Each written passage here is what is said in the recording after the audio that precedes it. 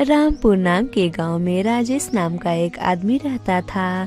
राजेश बहुत ही गरीब था। राजेश फल बेचने का काम किया करता था। वो बाजार में घूम घूम कर फल बेचा करता था। फल ले लो, ताजे ताजे फल ले लो। राजेश के घर एक पपीते का पेड़ था। जब उसके पपीते पक जाते थे तो राजेश उसे तोड़कर बाजार में बेचने के लिए चला जाता था। फिर एक दिन राजेश की बेटी राजेश से बोलती है, पापा मुझे पपीते खाने हैं। मेरा पपीते खाने का मन बहुत दिनों से कर रहा है। जब राजेश की बेटी पपीते खाने की जिद करती तो राजेश उसे समझाते हुए बोलता, बेटी, अगर हम सारे पपीते घर पे ही खा जाएंगे तो बेचेंगे क्या? अगर हम पपीते को नहीं बेचेंगे तो घर का खर्चा कैसे चलेगा? तुम जाओ खाना खा लो। राजेश के घर के बगल में एक बहुत ही अमीर आदमी रहता था। अमीर होने के कारण वो सभी गांव वालों को डराता था और सभी गांव वाले उसका कहना मानते थे। फिर एक दिन वो अमीर आदमी राजेश के घर पपीते लेने के लिए आता है और राजेश से बोलता है, राजेश, तुम्हारे पपीते बहुत मीठे हैं, इसलिए तुम मुझे एक पपीता दे दो और कल मेरे घर एक टोकरी पपीता पहुंचा देना। ठीक है मालिक।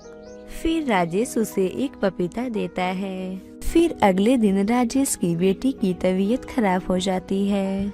अब मैं क्या करूं? मेरे पास तो पैसे भी नहीं हैं। अच्छा हाँ, मैं उस सेठ को एक टोकरी फल देकर आता हूँ और पिछले बार के जो पैसे थे उसे मांग कर आऊंगा, जिससे मैं तुम्हारा इलाज कर पाऊंगा। फिर राजेश एक टोकरी फल लेकर उस अमीर व्यापारी के घर पहुँचता है। मालिक, पिछले बार के जो पैसे थे वो मुझे दे दीजिए, क्योंकि आज मेरे बेटी का तबीयत खराब है। उसके इलाज के लिए मुझे पैसे चाहिए। इस महीने के लास्ट में मेरी सैलरी आने वाली है।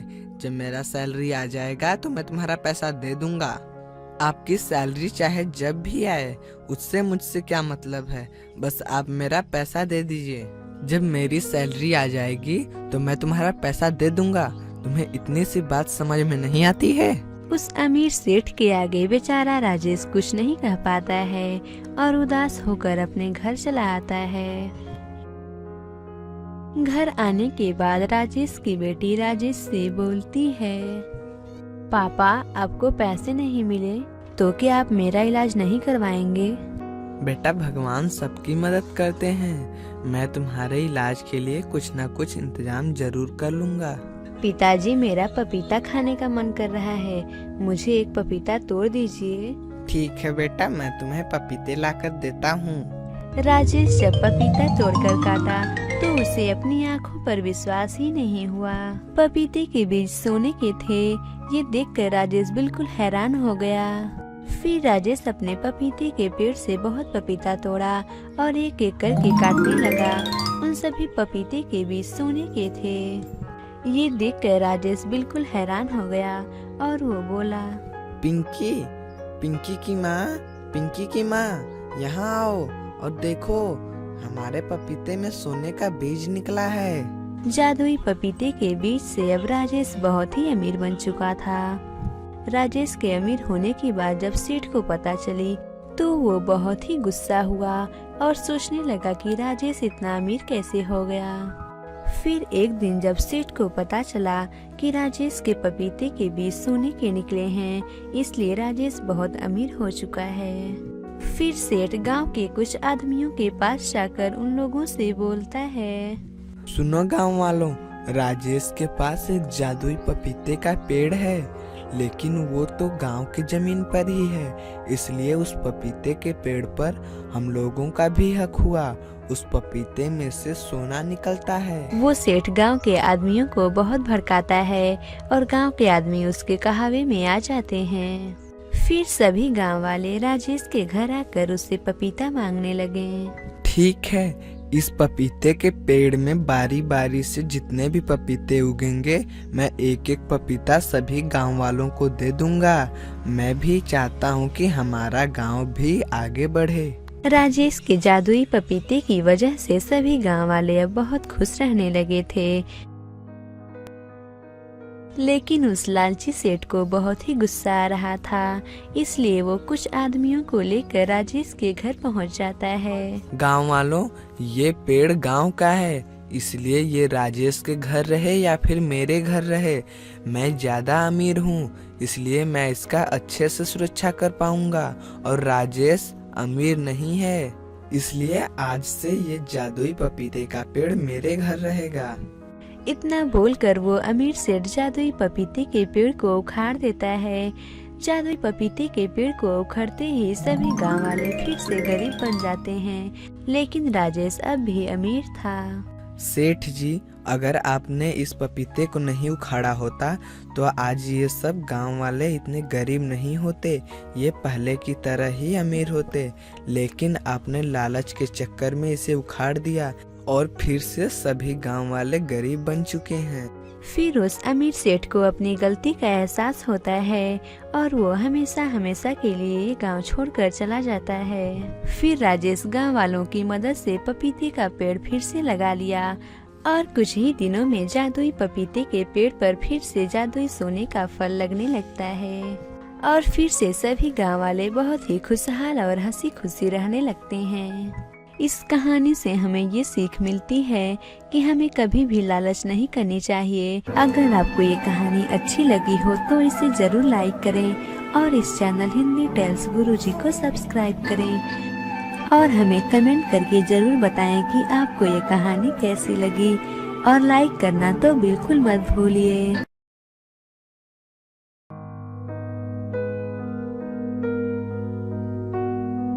रामपुर नाम के गांव में राजू नाम का एक लड़का रहता था। राजू अपने माँ और दादी के साथ रहता था। राजू बहुत ही दुबला और पतला था, जिसे देखकर उसके सभी दोस्त उसे बहुत चिढ़ाते थे। इस वजह से राजू बहुत उदास रहता था। फिर एक दिन राजू की दादी राजू के माँ से बोलती हैं, अरे सुमन, तुम अपने बेटे को कुछ खिलाती पिलाती नहीं हो क्या?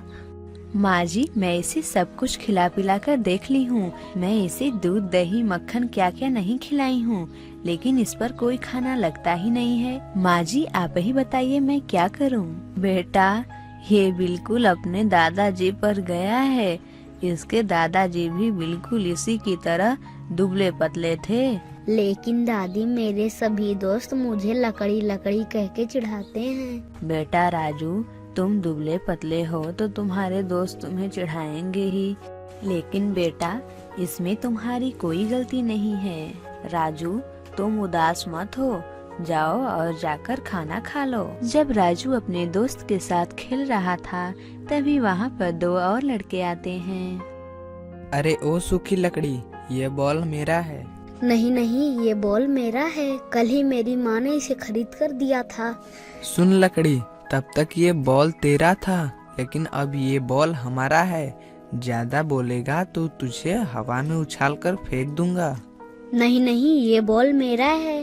सूखी लकड़ी, तेरी इतनी हिम्मत, तू हमसे लड़ेगा? राजू, यहाँ से चलो, अब ये बॉल हमें नहीं मिल सकती। नहीं, ये बॉल मेरी है, मैं इसे छोड़कर नहीं जा सकता। राजू, अब यहाँ से चलो, अब ये बॉल हमें नहीं मिल सकती, हम दूसरी खरीद लेंगे। अपने दोस्त के बार बार मना करने के बाद राजू वहाँ से उदास होकर चला जाता है। राजू को उन लड़कों पर बहुत गुस्सा आ रहा था, लेकिन वो कर भी क्या सकता था। राजू और उसके दोस्त उदास होकर बैठे हुए थे। तभी राजू का दोस्त राजू से बोलता है, राजू चलो, अंधेरा होने वाला है, माँ हम लोगों का इंतजार कर रही होगी। नहीं सोनू, तुम जाओ, मैं कुछ देर बाद आऊँगा। ठीक है राजू, मैं जा रहा हूँ, तुम जल्दी घर वापस आना। राजू का दोस्त घर चला जाता है। अब राजू वहाँ पर अकेला बैठा था। थोड़ी देर बाद राजू ने भी घर जाने के लिए सोचा। राजू जब घर जा रहा था, तभी उसे रास्ते में एक केले का पेड़ दिखाई देता है। राजू उस केले के पेड़ के पास जाता है। तभी उस केले के पेड़ में से आवाज आती है, राजू, मैं जानता हूँ कि तुम क्यों उदास हो, इसलिए मैं तुम्हारी मदद करना चाहता हूँ। लेकिन कैसे? तुम तो एक केले के पेड़ हो, तुम बोल कैसे सकते हो? बोलने वाला पेड़, लेकिन तुम मेरी मदद कैसे कर सकते हो? राजू, मैं एक जादुई पेड़ हूँ, इसलिए मैं बोल सकता हूँ।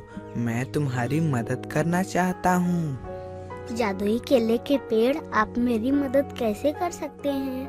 राजू, ये सब जादुई केले हैं। इनमें से तुम एक केला खा लो, फिर देखो क्या होता है। फिर राजू बिल्कुल वैसा ही करता है। राजू एक केला तोड़कर खा लेता है। राजू जैसे ही एक केला खाता है, वो बहुत ही बड़ा और मोटा हो जाता है। वो बिल्कुल स्वस्थ हो जाता है और बहुत ही अच्छा दिखने लगता है। ये देखकर राजू बहुत ही खुश होता है। जादुई केले, तुम्हारा बहुत बहुत धन्यवाद। अब मैं बहुत अच्छा महसूस कर रहा हूँ। मैंने तुम्हारी इतनी मदद की, क्या तुम मेरी एक मदद कर सकते हो? हाँ हाँ, बोलिए, मैं आपकी क्या मदद कर सकता हूँ? मैं आपकी मदद जरूर करूँगा। रामू, मैं बहुत दिनों से प्यासा हूँ, क्या तुम मुझे पानी पिला सकते हो? हाँ हाँ, क्यों नहीं, मैं आपको पानी जरूर पिला दूंगा। इतना बोलकर राजू पानी लेने के लिए जाता है।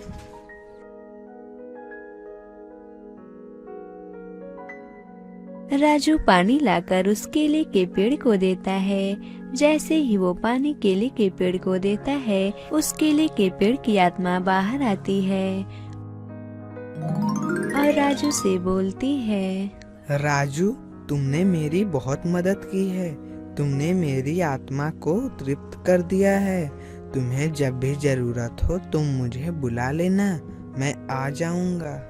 इतना बोलकर केले की आत्मा आजाद हो जाती है और वो जादुई केला एक आम केले की तरह बन जाता है। राजू जब घर आता है तो उसकी दादी और उसकी माँ उसे देखकर बिल्कुल हैरान हो जाती हैं। फिर राजू अपनी दादी और अपनी माँ को उस जादुई केले के बारे में पूरी बात बताता है।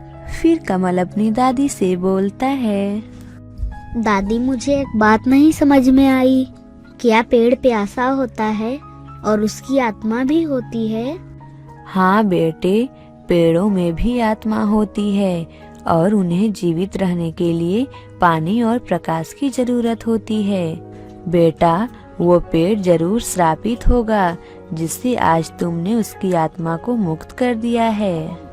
बेटा, एक बात का ध्यान रखना, पेड़ों में भी आत्मा होती है, हमें उन्हें कभी काटना नहीं चाहिए। बेटा, पेड़ हमें ऑक्सीजन प्रदान करते हैं, उन्हीं की वजह से हम जीवित रह पाते हैं। मान लो अगर पेड़ जिंदा हो तो हम भी जीवित रहते हैं, नहीं तो हम इस धरती पर जीवित नहीं रह पाएंगे। बेटा, हमें कभी भी पेड़ों को नहीं काटना चाहिए। दादी माँ, आज से मैं अपने सभी दोस्तों को पेड़ के बारे में बताऊंगा और मैं पेड़ों में पानी डालूंगा जिससे वो लोग जीवित रह सकें। फिर सोनू अपनी दादी और अपनी माँ के साथ हंसी खुशी रहने लगता है। इस कहानी से हमें ये सीख मिलती है कि हमें सभी की मदद करनी चाहिए और जितना हो सके हमें उतना पेड़ लगाना चाहिए, उसे कभी भी काटना नहीं चाहिए, जिससे हमारा पर्यावरण सुरक्षित रहेगा।